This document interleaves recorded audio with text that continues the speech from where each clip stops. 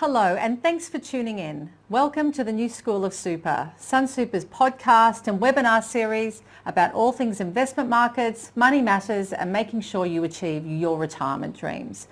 My name is Anne Fuchs and I head up advice and retirement at Sunsuper, and we help our members plan for their best possible retirement through great quality financial advice. With me today, Joshua Van Gestel, our National Education Manager, who is kind of Brian's partner in crime in Sydney, and also becoming we've gone from a partner in crime of 2 to a partner in crime of 3. So it's so wonderful to have you here, Josh. Thanks, Anne, and it is wonderful. I'm actually back in the office. It's one of my first times back in here, actually, and it is wonderful to see your face after so long. Yeah, it's fun to have you sort of now on New School of Super all the time, and we're going to be talking about retirement today because it's on a lot of people's minds. But before we do that, we need to do the general advice warning, which I'm going to throw to you for.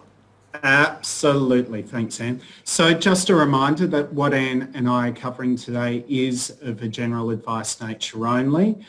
We encourage you to actually reach out to us or reach out to your own financial advisor if you'd like to receive some personal advice and guidance in regard to your situation. And please reach out to us on 131184 or by visiting our website at sunsuper.com.au for a copy of our product disclosure statement. Back to you, Anne, after that. Beautiful. So Brian and I, in the previous episode of New School and Super, were stepping back in time, but talking very much around investment markets and performance. And I wondered if you would come along with me and step back in time and think about what your personal reflections are about, I guess, us as people and what we've learned over the last year, and also in particular, what we've learned about what retirement actually means to our members now and what's changed.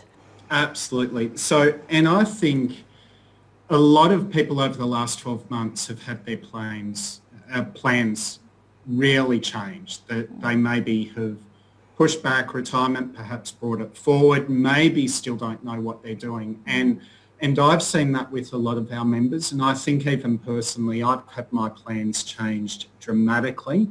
And probably the biggest thing for me is that although I love being out seeing our members face to face, over the last 12 months I just haven't travelled. I'm locked here in Sydney.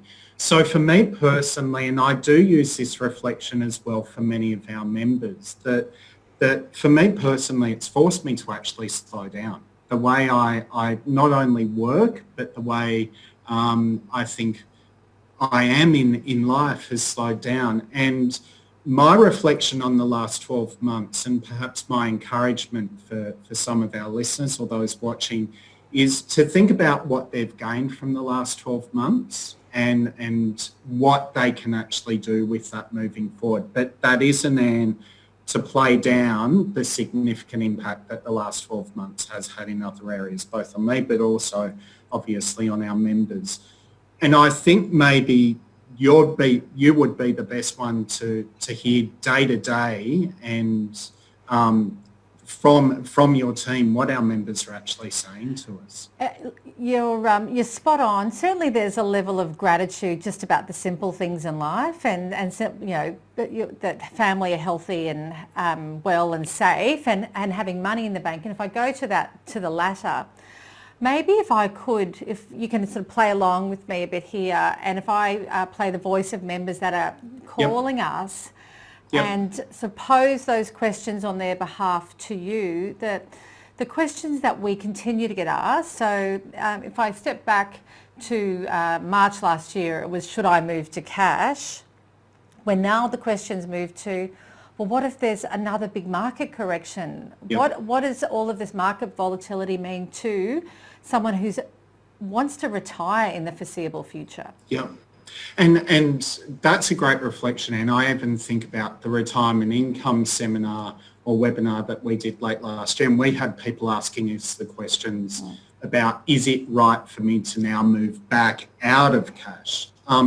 My reflection firstly would be, and maybe this is something that you and Brian picked up on in your discussion as well, that where we've come over the last 12 months is that we've had this incredible volatility, we've had this incredible impact, but where people are today, if they had done nothing, is they would probably be in the same position or slightly better off today with their balance than they were 12 months ago.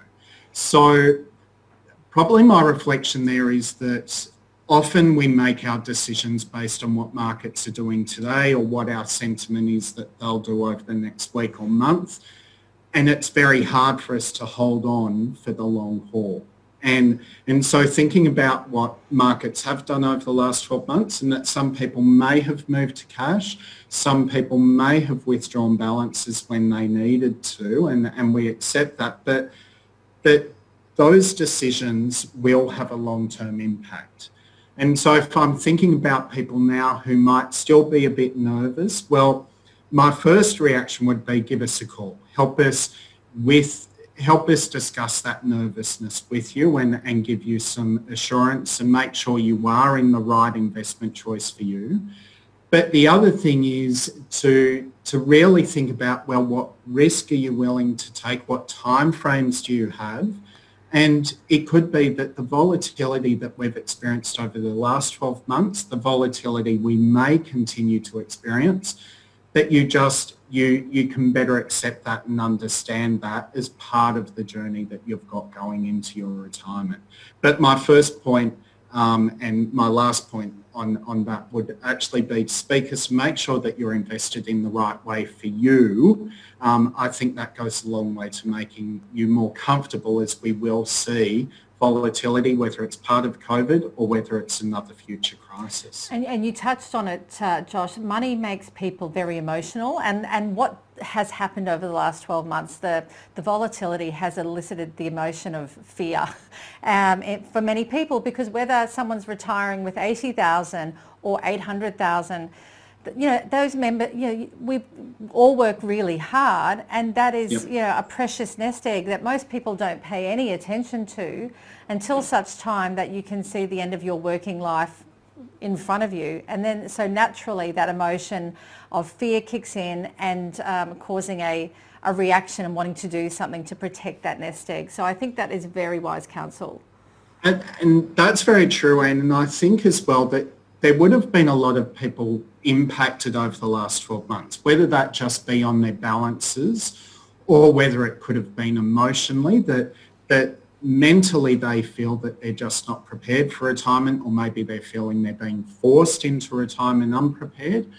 I think the other thing to consider though is that people may have really changed their plans over the last 12 months. They may be feeling that they have to work for longer now than they perhaps intended to, or maybe they've gone through a redundancy or job change or career change that is really affecting the way they're thinking.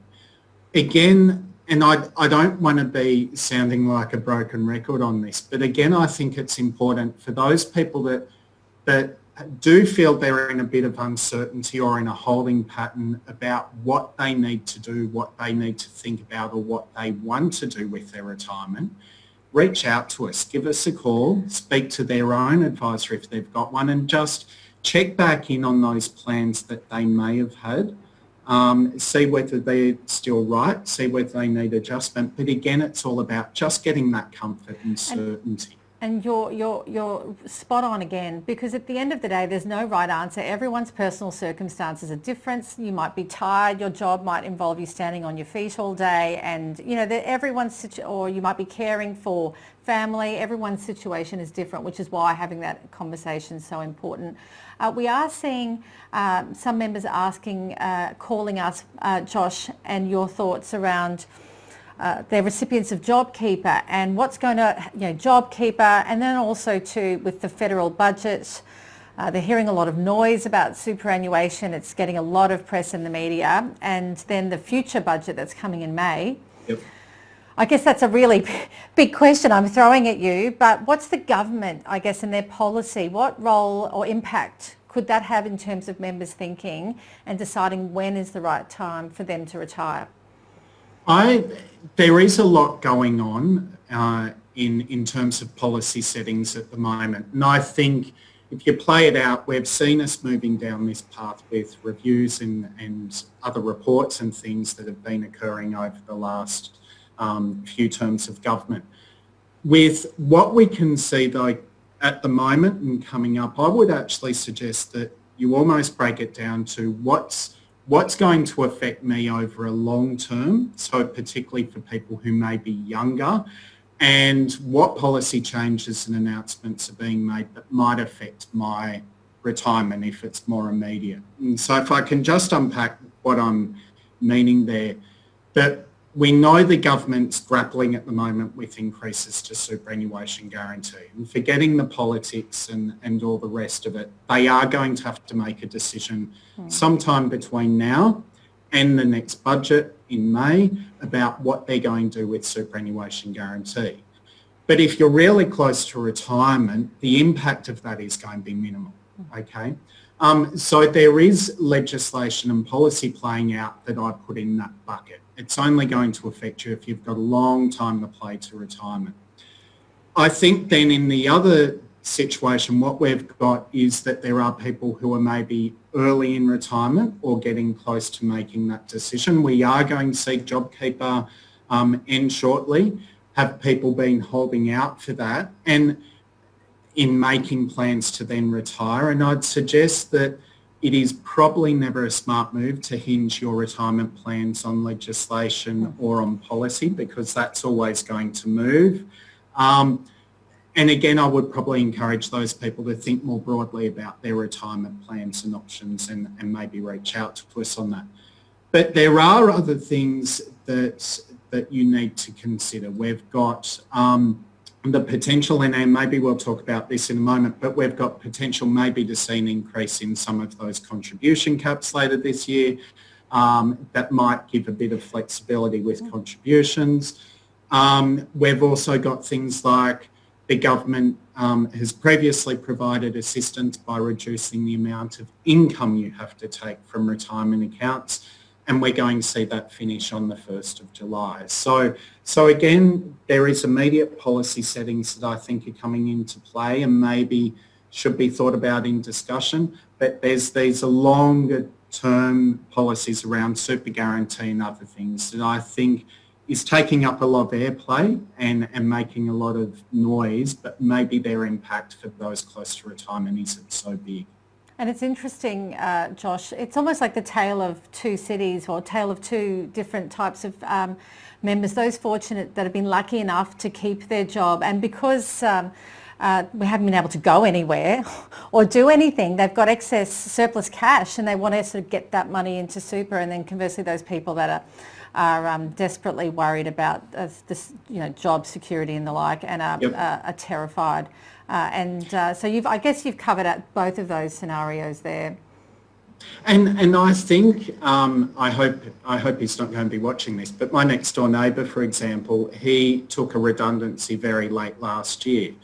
That redundancy wasn't expected, it wasn't planned for, but that's afforded him, he's actually looking at going back to study this year. He has brought forward his retirement by a couple of years. But I reflect on that, and even that he and his wife have spent much of the last couple of months in their caravan. And that's something that at the start of the pandemic, at the start of 2020, they wouldn't have seen occurring.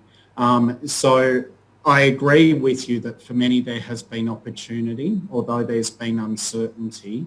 And that's why I think, again, all of these things are going to affect people individually, both in terms of their finances, where they are mentally and emotionally, and also just where they are in terms of their career and decisions they want to make. So again, I encourage, get that counsel, speak to someone, whether it's your own advisor or speak to us at Sunsuper, just to see what the implications are. And it doesn't all have to be pessimistic. There could be really good outcome from this, positive outcome that perhaps you weren't aware was going to be there.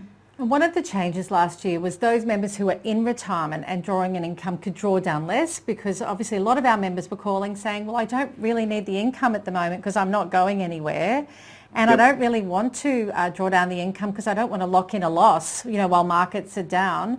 Do you have any, I guess, words of wisdom for members that are thinking about what's the right income level to draw down at a time like this? I know it's, again, crystal ball and a very general question, but it is one we get asked often. Yep, and I think just on reflecting on that point, firstly, that reduction in the minimum withdrawal amounts that you have to take as income, they're actually due to end on the 1st of July this year. So it means that anyone who's receiving an income will have to go back to receiving that normal minimum amount of income. But what I'd say, Anne, and this is just reflection from working at Sunsuper for nearly 10 years, but also just working in the industry for much longer than my age probably suggests, or my look probably suggests, I think a lot of people are very fixated on drawing the minimum.